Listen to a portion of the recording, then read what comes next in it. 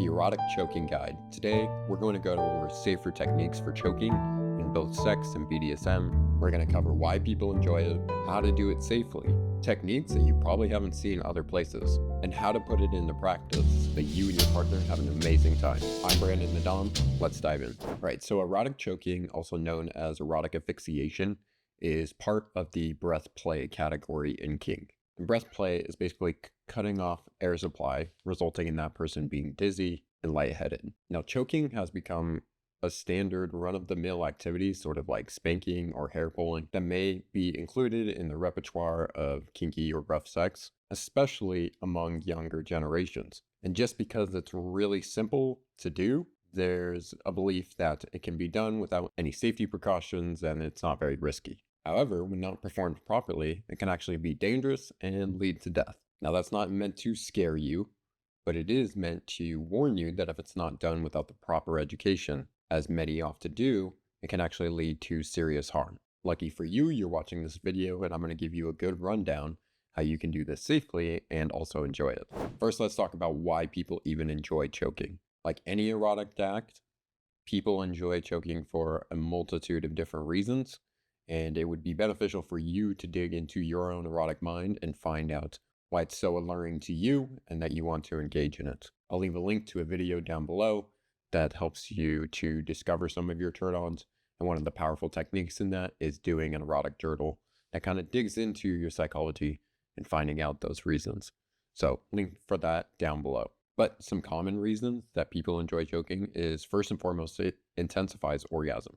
Due to the neurochemicals that are released during choking and different types of breath play, it can cause the person being choked to experience a sense of euphoria, which intensifies any orgasms that are had in that state. This state can be further induced by choking being one of the triggers that can lead to subspace.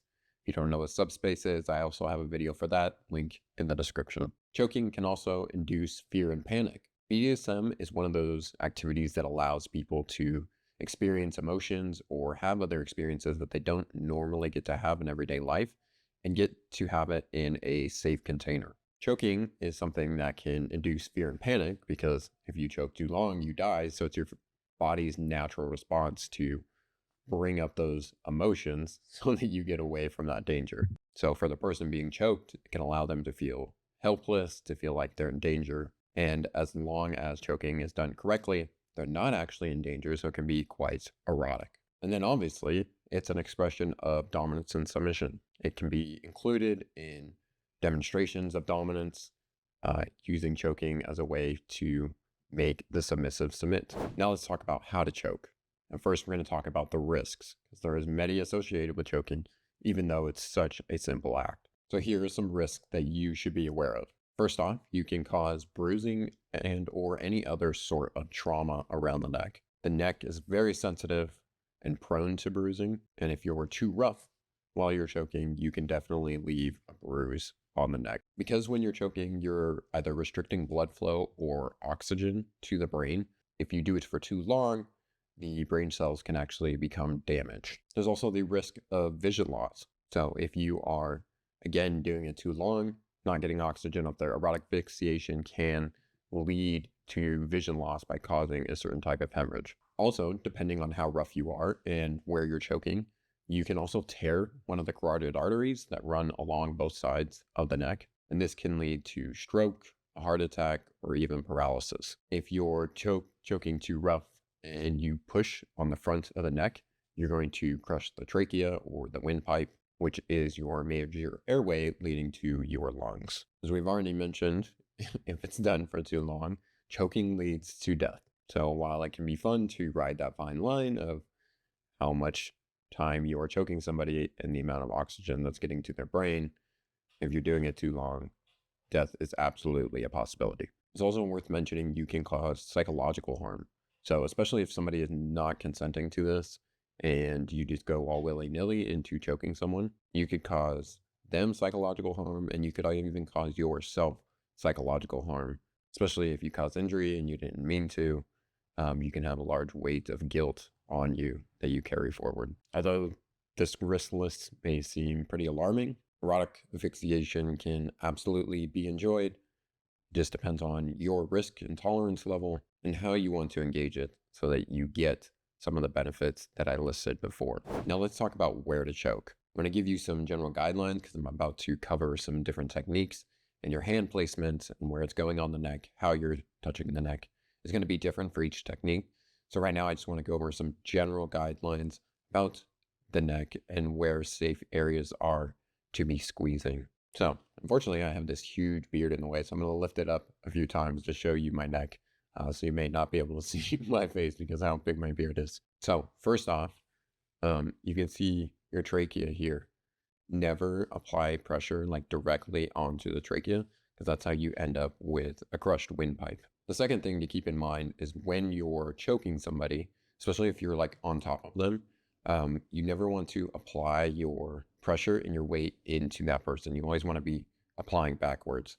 So if they're laying prone and you're on top of them, you don't want to be leaning forward. You want to be leaning backwards and basically using just your hand to choke them rather than, your body weight on their neck. Because again, that's how you end up with crushed or bruised or damaged things inside the neck. Next thing to know is along the sides of your neck are the carotid artery. And if you place your fingers up against your neck, you can feel your pulse, the blood pumping through. This is a lot of times when like you're a runner or something, how you check the pulse for yourself. If when you're doing choking, you squeeze those, you will cut off blood supply and be doing a blood choke, which we'll talk about here in a moment. So make sure that if you're choking in that way and you're squeezing those, that a blood choke is what you're intending to do. So now let's talk about techniques. I'm going to go through 5 levels of choking, moving from the least risky to the more risky. And I want to give some credit where credit is due. I learned some of these choking techniques from Lola Jean, who is also a sex educator. I'll leave a link down below to her things. I recommend checking her out. She's the one that coined the terms fantasy choke, breath choke, and blood choke, which we'll go over in just a moment. Knowing these different terms helps you to identify what you're actually restricting inside of that choke. That way you can take proper precautions when you're engaging in it. So the first thing is like a fantasy choke. This doesn't provide any blood or airflow restriction. The next term is a breath choke, which restricts oxygen from getting to the lungs. And because it's not getting to the lungs, then it's not getting to the rest of the body and vital organs, which can result in death if you're doing it for too long. Now, a blood choke doesn't restrict oxygen, but instead restricts blood flow, and it restricts that blood flow from getting to the brain, which means the oxygen is not getting to the brain because oxygen is carried through your blood cells. So if you do a blood choke for too long, it can result in that person passing out, and if done for prolonged periods of time, could also result in death. So with those terms in mind, let's talk about the different levels. So our first level is to just rest our hand near the neck on the chest. So like right at the bottom of my neck, kind of resting my hand on the clavicle, and maybe, tightening it up just a little bit, but I'm not actually squeezing and I'm not actually holding my hand on that person's neck. This is an excellent place to start, especially for somebody that has never done choking or has never been choked. You can test out that person's reaction to having a hand around their throat. Particularly if there's somebody that's claustrophobic, they may already be getting antsy and anxiety coming up with a hand that close to their neck. In my experience, when you do that, when you just rest the hand there, the submissive, if they really want choking, are either going to push your hand a little closer to the neck, or they're going to raise their collarbone, inviting you to actually choke them. Of course, it's always good to verbally check in if that's actually the case.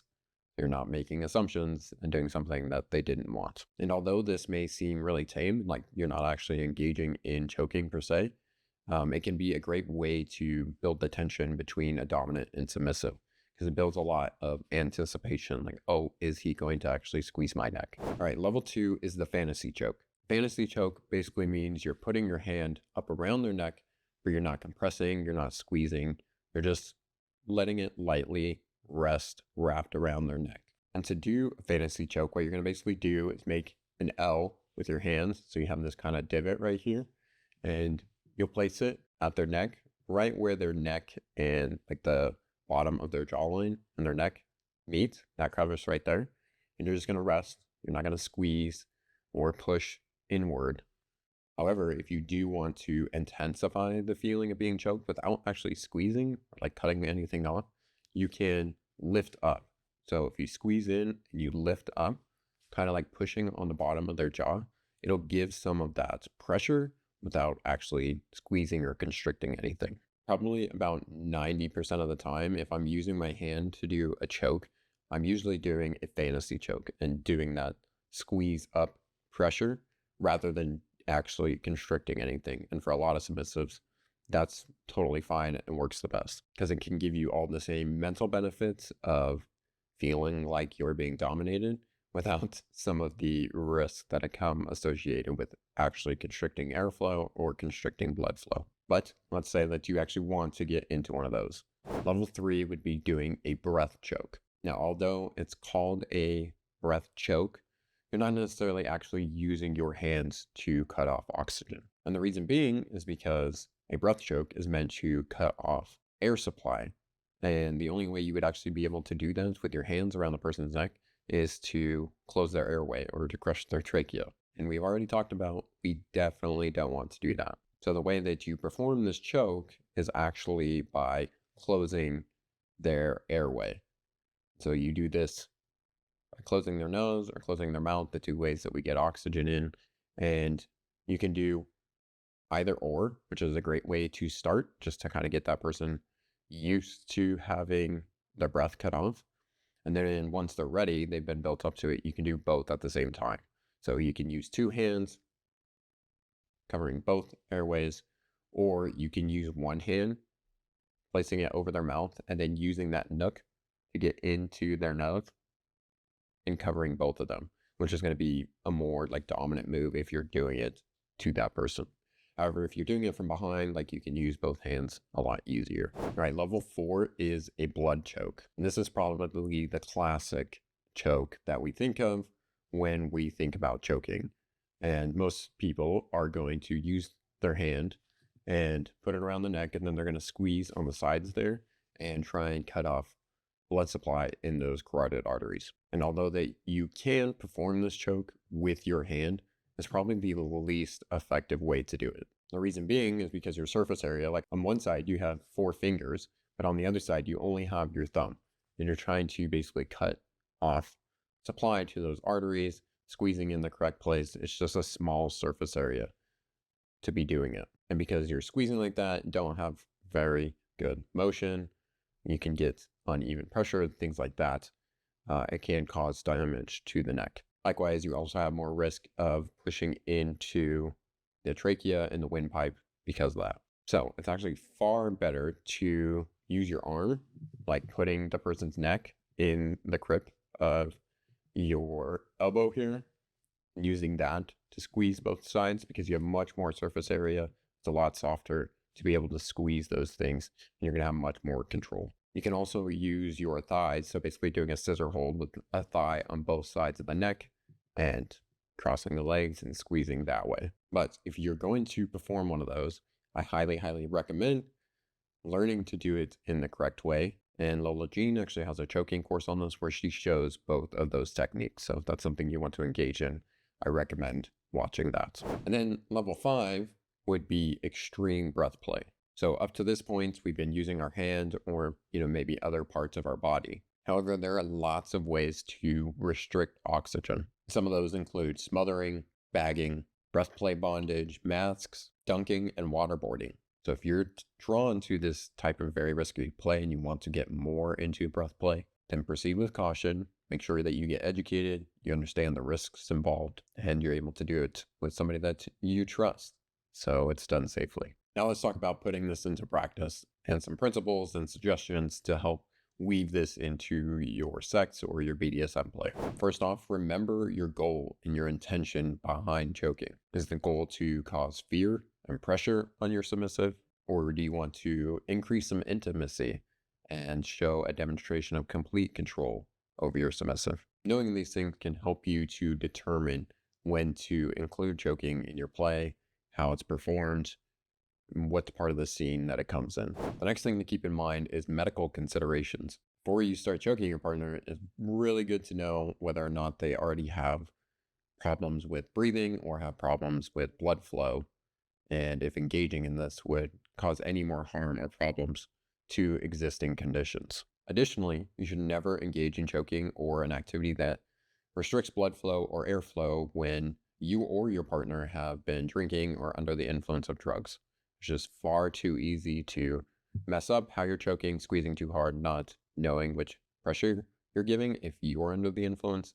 And if they're under the influence, it changes how quickly they bleed out, changes their heart rate, changes their breathing patterns, and any activity that's inhibiting those is just going to make it worse. Our next principle is to start softly. The reason that I presented these in different levels is because it's better to start at the lower levels, start softly, and then ease yourself into more pressure. Remember, this is supposed to be a pleasurable experience, not aggressive strangulation. So start with level 1, just resting the hand on the chest, and check in with your partner. Then move to a fantasy choke where the hand is actually around the neck. And for a lot of partners, this is really all you're going to need. And if you do begin squeezing, because I know you're going to try it, everybody does to try and squeeze with just their hand, then squeeze very lightly and do it with minimal pressure. So you're just kind of like holding on to their neck rather than squeezing really hard and trying to strangle them. And I don't recommend squeezing any harder for extended periods of time. Which brings me to the next principle of time on, time off. So if you decide to engage in level 3 or higher, doing some of those breath chokes, blood chokes, or engaging in more risky breath play, then you want to take extra precaution and make sure that you're always proceeding slowly and erring on the side of caution. First of all, when you're engaging in those types of chokes, you're going to want to see the person's face so that you can monitor for changes in their complexion, the color of their face, their eyes, and being able to see their breathing patterns. If you're choking them from behind, using something like a mirror can help you to still watch that. Second is recommended to have some sort of timer so that you know how long you're choking your partner. So you'll want to start very small with a ratio of 10 seconds on, 10 seconds off. And especially for the breath choke and the blood choke, really just start with the minimum. 5 seconds, 10 seconds before you're trying to engage in something much longer. This isn't about pushing our partner to the limit with these, because that can start to get in the realms of causing damage. Remember, again, it's a pleasurable experience. So 10 seconds on, 10 seconds off, 10 seconds on, 10 seconds off. And even in those 10 seconds off, like you can use one of the lower level chokes and still give that sensation. So, if we're 10 seconds on, and then maybe we just come down to resting the hand like level 1, or we can still rest the hand on the neck, but we're no longer squeezing. The next important thing to talk about is communication during choking. It might be obvious, but when you're being choked, it's a little hard to speak up for yourself, and being able to say stop becomes quite limited. So instead, you're going to want to establish some nonverbal communication to let the dom know when enough is enough. So one system of communication you can do, specifically if the dom is choking with a hand, is to have the submissive's hand wrapped around the wrist of the dom. And if the submissive would like harder choking, they can kind of push the dom's hand to choke more. And if the submissive would like lighter choking, they can pull the dom's hand away. And if they're completely done, they can pull really hard or maybe give a double tap on the wrist. Now, if you're engaging in choking in some other way, such as like the arm wrapped around the neck or something else, you can establish a nonverbal safe word a few different ways. One is like doing a raised fist, meaning you're done. You can also hold an item in your hand and be able to drop it. And this one works particularly well if you're going to be doing breath play for a long period of time where there's a possibility of you passing out, because you'll no longer be able to hold that. And it'll be an immediate signal to your dom, where like raising the fist by itself, you're not going to be able to do that if you're passed out. So the dom could just keep going. And then the other one is tapping on the dom's body. If they have the arm around the neck, you can tap on the arm or stomp your foot on the ground. One of those work as well. Again, however, if you're doing breath play for an extended period of time, the held object in the hand is probably the best. Speaking of which, let's talk about if the person actually passes out. The body is wonderful and has a built-in fail-safe mechanism that if choking has gone on too long, the body will pass out because it's, trying to conserve oxygen for the organs if it thinks that no longer is oxygen going to be coming in. Now, it's not the goal of a blood choke, nor does it mean that a blood choke is successful if the person is passing out. In fact, if passing out occurs, it's a signal that you need to get blood flow going to the brain immediately. So if the person passes out, then you need to take precaution in lowering your partner down to the ground safely, making sure that you support their head as you're laying them down so they don't hit it and get a concussion on the way down. And then once they're laying flat on the ground, you're going to come over to their legs and you're actually going to lift the legs up and you're going to wiggle them back and forth, basically like shaking the blood flow and getting it up towards the upper body. And with that encouragement of getting more blood flowing that way, it'll flow up towards the upper body and up towards the head where we want oxygen getting to. Finally, let's talk about some tips for the submissive that's being choked. First and foremost, no matter if you're dom or submissive, you should be educated on choking. But for the submissive specifically, you want to learn not only the risks associated, but the sensations that feel good for you when you're being choked. That way you know what you enjoy and you don't enjoy. Certain levels you may enjoy really engaging in, and others you may not. And this will help you decide what your risk level is, how far you want to go, and then properly learn to do that. And a great way to do this, especially with any sort of edge play kink, is to do it with a pro dom, or at least somebody that has lots of experience in choking.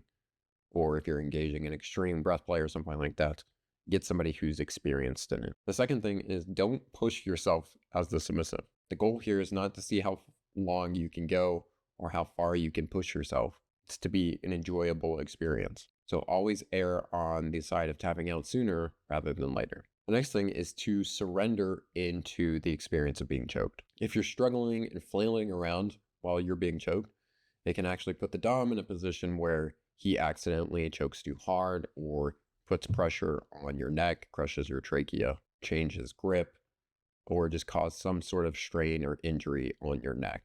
So relax into the experience as much as you can. Let your dom be in control. And the last one is important to always do this with a partner. Never engage in this sort of edge play alone or doing erotic asphyxiation alone. Always have a friend, a play partner, a pal, or guide on hand for safety precautions. There are far too many stories of people doing autoerotic asphyxiation where they have a belt around their own neck and things turn out very terribly. Finally, just enjoy at your own risk.